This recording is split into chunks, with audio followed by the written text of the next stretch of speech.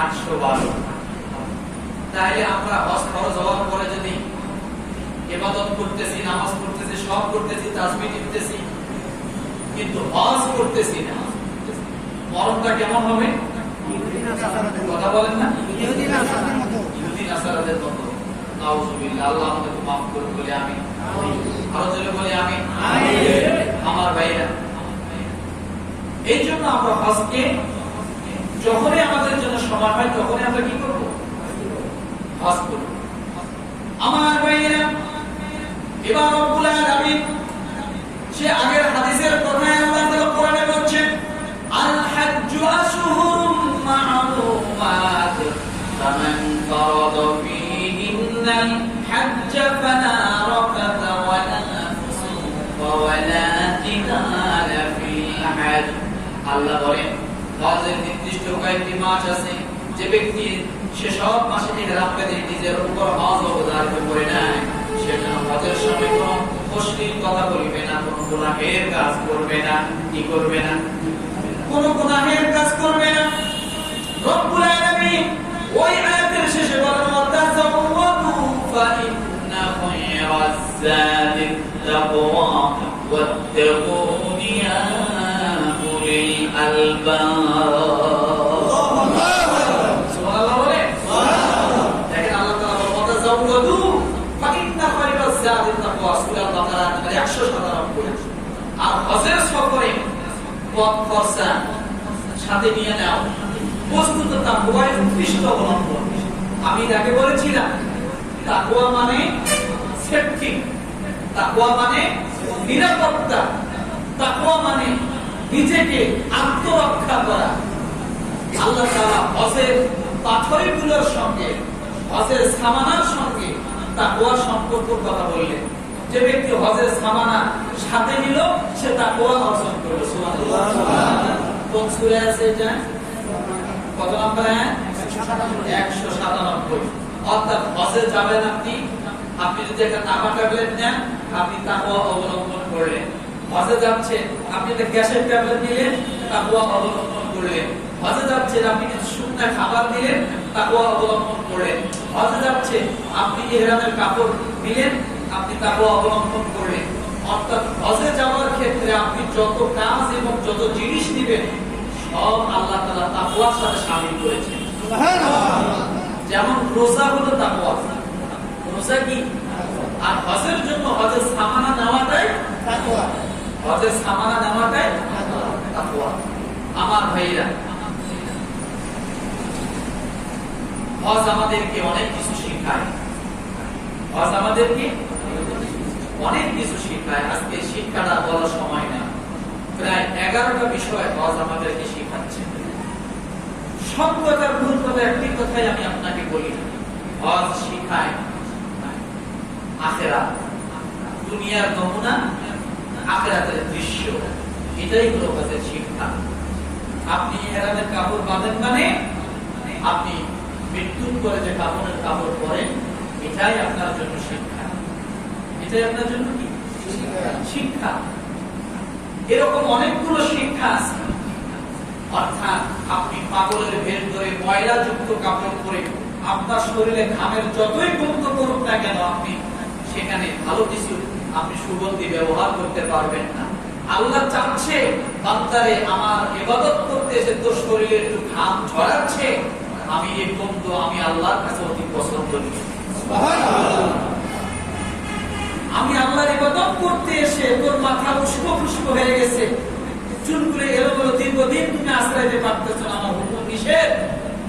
বান্দারে, এই এলোমেলো চুলগুলো আমি আল্লাহর কাছে অনেক পছন্দ করি। বান্দারে, আমি আল্লাহর হজ করতে এসে চারিগুলো তুমি কাটতে পারবে, চারিগুলো তুমি কাটতে পারতেছো না, আমি আল্লাহ নিষেধ করেছি। চারিগুলো বড় হচ্ছে, আমি আল্লাহর কাছে এই সময়ের জন্য, এতদিনের জন্য তোমার এই বড় চারিটাই আমার কাছে পছন্দনীয়। দেখেন আল্লাহ তাআলা এগুলো আমাদের কাছে, এগুলো আমাদেরকে আখিরাত থেকে শিক্ষা দেয়। আরাফার ময়দানে, খোলা ময়দানে মানুষ আহাজারি করতেছে, কাঁদছে, আল্লাহকে হাত তুলে মুনাজাত করতেছে, রোনাজারি করতেছে। আল্লাহ এটাই শিখাচ্ছে যে কিয়ামতের ময়দানটা কেমনই হবে। আজকে হয়তো 2 টুকরা কাপড় কাপড় আছে, সেদিন 2 টুকরা কাপড় তোমাদের থাকবে না। দুনিয়ার জন্য 2 টুকরা কাপড় আছে, কিন্তু আখিরাত পেলে 2 টুকরা কাপড় কি থাকবে না। আমার ভাইরা, এই জন্য আমরা হজে গেলে আখিরাতের অনেক কিছু আমরা শিখতে পাই, কথা ঠিক না? আমার ভাইরা, হজের ফজিলত কি? সর্বপ্রথম হজের ফজিলত হলো হজ পালন করে আল্লাহর মেহমান। সুবহানাল্লাহ। হজ পালন করে কি আল্লাহর মেহমান, যে একনিষ্ঠতার সাথে হজ পালন করে সেই আল্লাহর মেহমান। দ্বিতীয় নম্বরে, হজ করলে জীবনের সব গুনাহ মাফ হয়ে যায়। শুধু গুনাহ মাফ না, বান্দা নিষ্পাপ হয়ে যায়। তৃতীয় নম্বরে হজের ফজিলত হলো হজ করলে বান্দার জন্য আল্লাহ অভাব রাখেন না, অভাবকে দূর করে। চতুর্থ নম্বর, হজ মাবরুর, এর বিনিময়ে আল্লাহ তাআলা বান্দার প্রতি জান্নাত দান করেন। পঞ্চম নম্বর, হজ পালনকারী সব চাওয়া আল্লাহ তাআলা পূরণ করেন। এই হলো ফজিলত। আমার ভাইরা, কিন্তু আমরা কথা অনেক ছিল, বলার সময়, কিন্তু আমরা তো শুধু দুনিয়া চাই, আখিরাত চাই না। আমরা কি চাই? দুনিয়া চাই, আখিরাত চাই না। এরকম দুনিয়া শুধু চাইতেন কাফের মুশরিকরা। কারা চাইতেন? কাফের মুশরিকরা হজে যায় দোয়া করতেন, আমিনান নাসি মাইয়াকুলু রব্বানা আতিনা ফিদ দুনিয়া ওয়া মা লাহু ফিল আখিরাতি মিন খালাক। সূরা বাকারা নম্বর 200। কাফেররা কি বলতো? কিছু লোক তো এমন আছে যারা দোয়ায় কেবল বলে, হে আমাদের প্রতিপালক, আমাদেরকে দুনিয়ার কল্যাণ দান করো, আর আখিরাতে তাদের কোনো অংশই থাকবে না। যারা শুধু দুনিয়া চায় তাদের জন্য আখিরাতে কি থাকবে না। আল্লাহ পাক রব্বুল আলামিন উম্মতি মুহাম্মাদীকে ভালোবাসেন, মুহাব্বত করেন। যারা রাসূলের অনুসারী হবে, আল্লাহ তাআলা তাদের জন্য দোয়া শিখায় দিলেন। আল্লাহ বলে, বান্দারে, তুমি আমার রাসূলের যদি উম্মত হও, তুমি এই দোয়া করবা না, তোমার জন্য আমি আল্লাহ দোয়া শিখায় দিলাম। ওয়া মিনহুম মাইয়াকুলু রব্বানা আতিনা ফিদ দুনিয়া হাসানাতাও ওয়া ফিল আখিরাতি হাসানাতাও ওয়া কিনা আযাবান নার। আচ্ছা, যে এই দোয়াটা সবচেয়ে বেশি বেশি হাদিস সাহেবরা পাঠ করে এবং আপনারা করবেন। আল্লাহ শিখালেন, কাফের মুশরিকরা শুধু দুনিয়া চায়। আল্লাহ, তুমি দুনিয়ার কল্যাণ দাও, দুনিয়ার কল্যাণ দাও। আল্লাহ বলে, আমি তাদেরকে দুনিয়ার কল্যাণ সামান্য কিছু না, আখিরাতে তারা কিছুই পাবে না। আর আল্লাহ ইমানদারের জন্য এই দোয়া শিখাইলেন। সূরা বাকারা নম্বর 201। আল্লাহ বললেন, তোমরা এইভাবে দোয়া করো যে আল্লাহ, তুমি আমাদেরকে দুনিয়ার হাসানা দাও, আখিরাতের হাসানা দাও, এবং কঠিন আযাব থেকে আমাদেরকে কি করো? রক্ষা করো। কারণ আখিরাতে শুধু হাসানা হলে হবে না, জাহান্নাম থেকে কি পাইতে হবে? মুক্তি পাইতে হবে। আগুন থেকে আমাদেরকে মুক্তি পাইতে হবে। আল্লাহ 3টে দোয়া শিখাইলেন এক আয়াতের মধ্যে। কয়টা দোয়া? কয়টা দোয়া? একটা হলো দুনিয়ার হাসানা, আর একটা হলো আখিরাতের হাসানা, আর একটা হলো ওয়াকিনা আযাবান নার, আগুন থেকে আমাদেরকে কি করো? রক্ষা করো। এই 3 দোয়া সূরা বাকারার 101 নম্বর আয়াতে আল্লাহ শিখায় দিলেন। আমার ভাইরা, এই হলো বিষয়। এখন আপনি হজ করলে, হজ শেষ করার পরে দোয়া টোয়া করে দুনিয়া চাইলেন, আখিরাত চাইলেন, সব চাইলেন, চাইলে একবার বাড়ি আসলেন। বাড়ি আসার পরে আপনার আমল কেমন হবে? হজ করে আসার পরে সর্বপ্রথম আপনার একেবারে লাল রুমাল বা পাখি টাকি করে একেবারে সারা এলাকা আতুর মাখিয়ে ঘুরে বেড়াইতেছেন, বেশি বেশি 1 সপ্তাহ 10 দিন 20 দিন। এরপর পাখি গেল, রুমাল গেল, সব গেল, নামাজ গেল, পরের জমি আজ খেলা শুরু হয়ে গেল। এই যেমন রাগ করবেন নাকি কেউ? হ্যাঁ, এতদিন খালি হজে ছিলাম, 40টা দিন খালি পার হোক, তোর মজা দেখাবো আমি। আছে না? আছে না? নাই?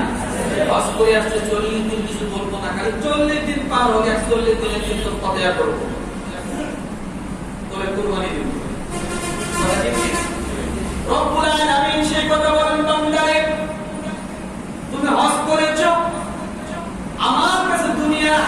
চাইলা, আখিরাতের হাসানাত চাইলা, আগুন থেকে তুমি আমার কাছে পরিত্রাণ চাইলা।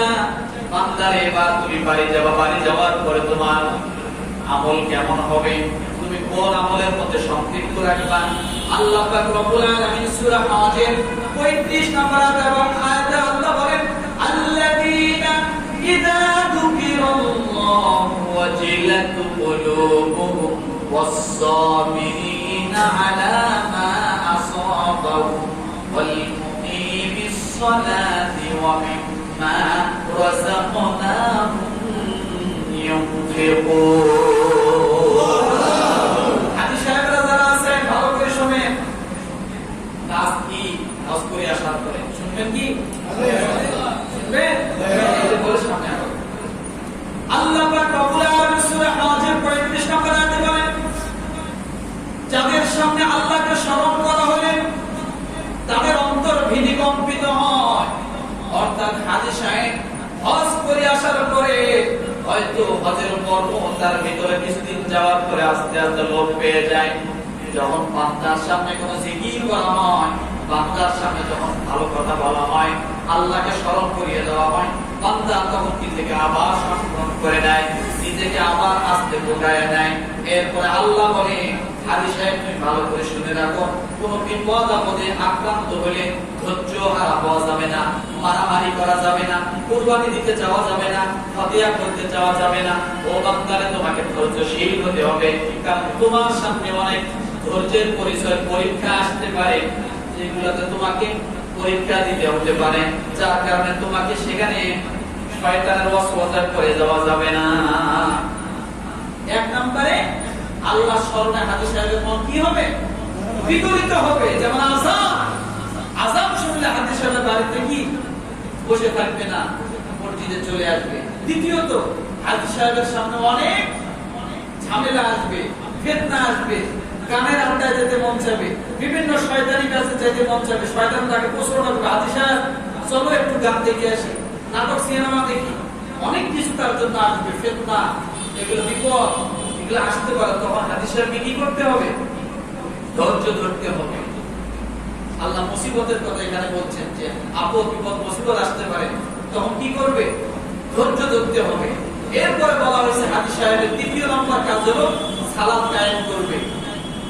এরপরে চতুর্থ নম্বর হাজী সাহেবের কাজ হলো সে দান করে যাবে। কি করবে বলেন?